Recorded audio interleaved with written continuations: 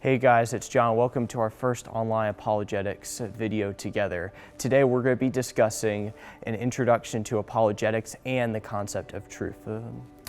So we're going to be beginning by discussing what is apologetics. And apologetics is the defense of the Christian faith. And I want you to think about it more so as the defense being like a shield. You're a knight with a shield compared to a football defense to where you're being aggressive. You're not being aggressive, you're protecting. And why do we talk about apologetics? I want you to think about that. Why do we talk about apologetics? And we talk about apologetics because God asks us to provide an answer to everyone who asks, along with reason demanding it. And we can see this here in 1 Peter 3:15 out of the NLT translation. And it states, "Instead you must worship Christ as Lord of your life. And if someone asks about your hope as a believer, always be ready to explain it." And I want to focus on that final portion there. Always be ready to explain it. And as Christians, we know and we share our testimonies, but we have to take that next step and be ready to explain it when someone asks.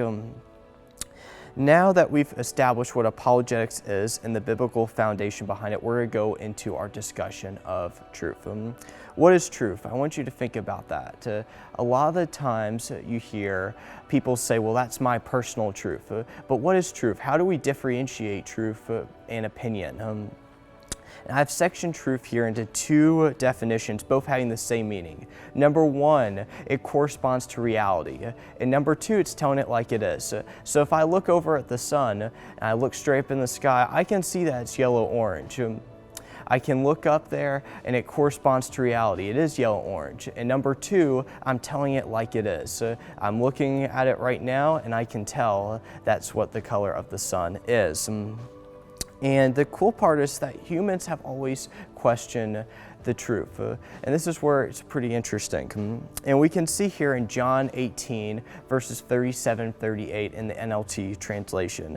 Pilate said, "So you are a king?" Jesus responded, "You say I am a king. Actually, I was born and came into the world to testify to the truth. All who love the truth recognize that what I say is true." "What is truth?" Pilate asked. Then he went out again to the people and told them he is not guilty of any crime. And in this portion of the text here, Jesus is about to be sentenced. And it's interesting that Pilate is very much kind of like us here.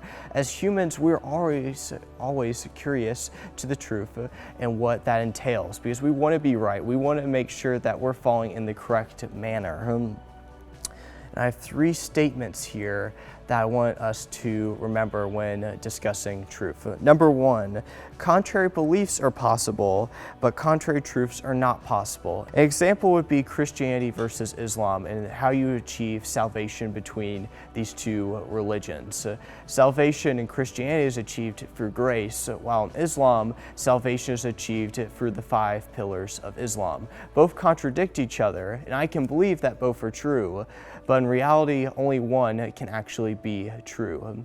Number two, everything you can believe everything is true, but everything can't be true. For example, the earth can't be flat and round at the same time. It's either round or it's flat. And number three, this is one of my favorite quotes right here from St. Augustine. "We love the truth when it enlightens us, but we hate it when it convicts us. We love the truth when it works in our favor, but we hate when it works against us, when we're having a discussion or we're trying to make a claim with our friends." And the cool part here about truth is that it's mentioned 269 times in the Bible, 270 if you count the King James translation. And I'm pretty sure if something is mentioned that many times in the Bible, God definitely wants us to discover and explore more about truth. And lastly, why do people attack the truth? I want you to think about this. And reasons people attack the truth, we can look right here, and the Bible actually tells us here in Romans 1:19-23 in the NLT translation. "They know the truth about God because he has made it obvious to them. For ever since the world was created, people have seen the earth and sky, for everything God made. They can clearly see his invincible qualities, his eternal power and divine nature, so they have no excuse for not knowing God. Yes, they knew God, but they wouldn't worship him as God or even give him thanks. And they begin to think up foolish ideas of of what God was like. As a result, their minds became dark and confused. Claiming to be wise, they instead became utter fools. And instead of worshiping the glorious, ever-living God, they worship idols made to look like mere people and birds and animals and reptiles. And really, if we explore here about why people attack the truth, it goes a lot into people's spiritual health. Are they spiritual dark? Are they spiritually clouded? And a lot of times when things don't go or work in favor, just kind of like the quote I mentioned earlier, people start to attack it and they start to defend what they believe in. Thank you guys for watching today. Please take some time and take a look at the note guide in the description below. I look forward to seeing you guys in our next video.